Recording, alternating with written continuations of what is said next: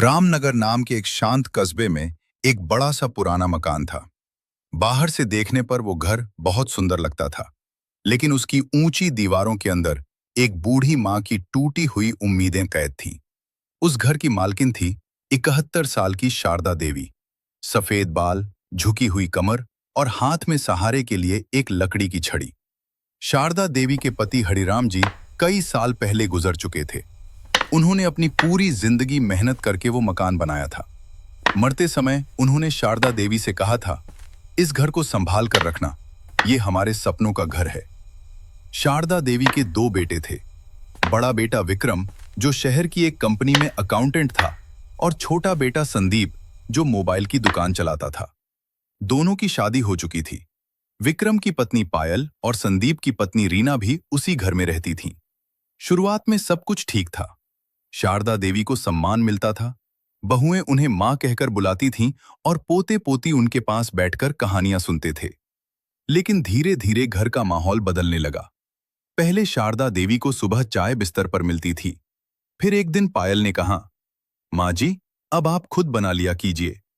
कुछ दिनों बाद रसोई में उनका जाना भी सबको खटकने लगा। एक सुबह की बात है। रसोई में गरम गरम पराठे बन रहे थे। मक्खन की खुशबू पूरे घर में फैल रही थी।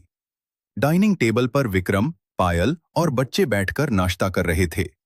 शारदा देवी अपने छोटे से कमरे में बैठी थीं। पिछली रात उन्होंने ठीक से खाना भी नहीं खाया था। भूख से परेशान होकर वे धीरे धीरे छड़ी के सहारे रसोई की ओर बढ़ीं। जैसे ही वे अंदर पहुंची, रीना ने उन्हें रोक दिया। कहाँ जा रही हैं आप? शारदा देवी ने धीमी आवाज में कहा। बहू, बहुत भूख लगी है, 2 रोटी दे दो। रीना ने तिरस्कार से कहा, रोटी क्या मुफ्त में मिलती है? हर समय कुछ न कुछ चाहिए आपको। फिर वह अंदर गई और 2 ठंडी रोटियां और थोड़ा सा बचा हुआ सब्जी का पानी उनके हाथ में रख दिया। शारदा देवी चुपचाप अपने कमरे में लौट आईं। बाहर बच्चे हंसते हुए पराठे खा रहे थे और अंदर एक माँ सूखी रोटी पानी से निगल रही थी। दिन गुजरते गए और अपमान बढ़ता गया। एक दिन खर्चे को लेकर दोनों बहुओं में झगड़ा हो गया। बात इतनी बढ़ गई कि दोनों बेटों ने फैसला कर लिया। मां 15 दिन ऊपर वाले कमरे में रहेंगी और 15 दिन नीचे। शारदा देवी ने कांपती आवाज में पूछा, क्या मैं कोई सामान हूं जिसे बांट रहे हो? लेकिन किसी ने उनकी बात नहीं सुनी। अब हर 15 दिन बाद उनका बिस्तर सीढ़ियों से ऊपर नीचे किया जाता। कभी कभी महीने के 31वें दिन दोनों बेटे बहस करते कि एक दिन ज्यादा मां को कौन रखेगा। दिसंबर की कड़ाके की ठंड थी। एक सुबह जब पूरा घर रजाई में सो रहा था, शारदा देवी आंगन में ठंडे पानी से बर्तन धो रही थीं। ठंड से उनके हाथ सुन्न हो चुके थे। तभी रीना बालकनी से बोली, बर्तन अच्छे से धोना, कल चिकनाई रह गई थी।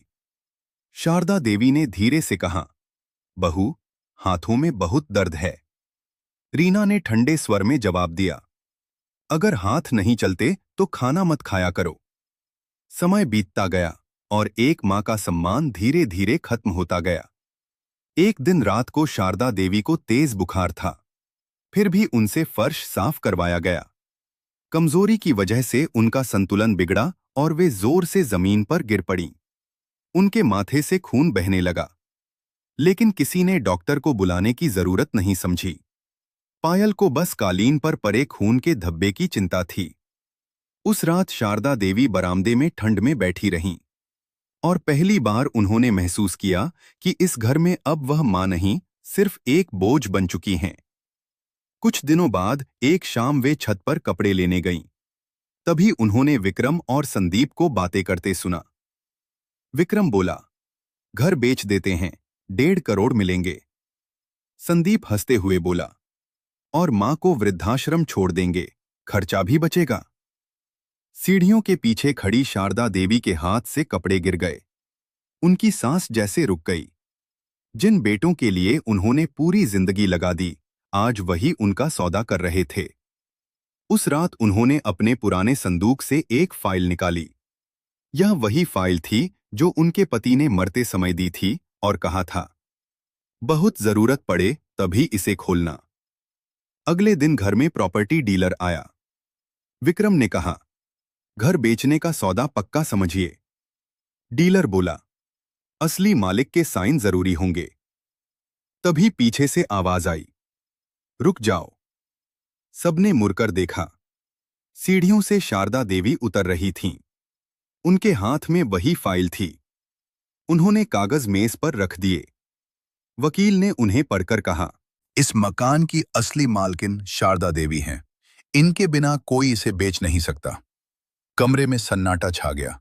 दोनों बेटे घबरा गए और मां के पैरों में गिर पड़े। मां, हमें माफ कर दो। लेकिन इस बार शारदा देवी की आवाज शांत थी, पर कमजोर नहीं। उन्होंने कहा, जिस मां को तुम बोझ समझते हो, वो अब अपना फैसला खुद करेगी। फिर उन्होंने घोषणा की, ये घर मैं एक सेवा ट्रस्ट को दे रही हूं, जहां अनाथ बच्चों को रहने की जगह मिलेगी।